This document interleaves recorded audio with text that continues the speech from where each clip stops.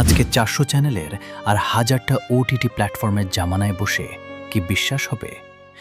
এক সময় একটা মাত্র চ্যানেলের জন্য ছাদের উপর দাঁড়িয়ে বাঁশ ঘোরানোই ছিল আমাদের সবচেয়ে বড় কারিগরি কৌশল।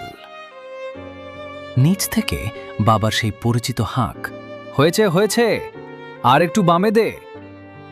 আর টিভি স্ক্রিনের সেই ঝিরঝির শব্দ পার করে যখন হঠাৎ ছবিটা পরিষ্কার হয়ে উঠত, মনে হতো যেন পৃথিবীর সবচেয়ে বড় ম্যাচটা জিতে গেলাম।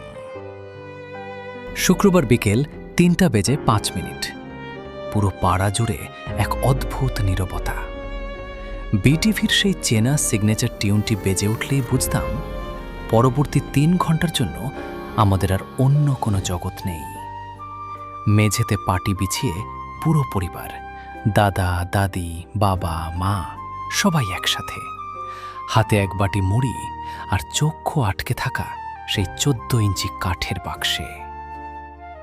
শুধু কি শুক্রবারের সিনেমা?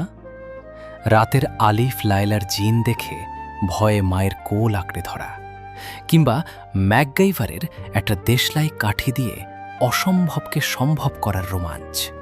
আমরা তখন টিভিতে শুধু গল্প দেখতাম না, সত্যি বলতে সেই গল্পগুলোতে আমরা বাস করতাম। বিকেলের সিনেমা বা রাতের নাটক শেষে যখন স্ক্রিনে রঙিন বারগুলো ফুটে উঠত, একটা দীর্ঘশ্বাসের সাথে শেষ হতো চারপাশে সব ব্যস্ততা।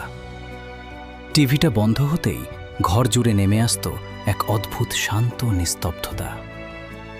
আজ আমাদের হাতে হাজারটা প্রিমিয়াম চ্যানেল, তালুর মুঠোয় সমস্ত বিনোদন, কিন্তু সেই যৌথ ড্রয়িং রুম, একসাথে বসে হাসা কাদার মানুষগুলো, আর শুক্রবার বিকেলের সেই তীব্র অপেক্ষা আজ আর কোথাও নেই।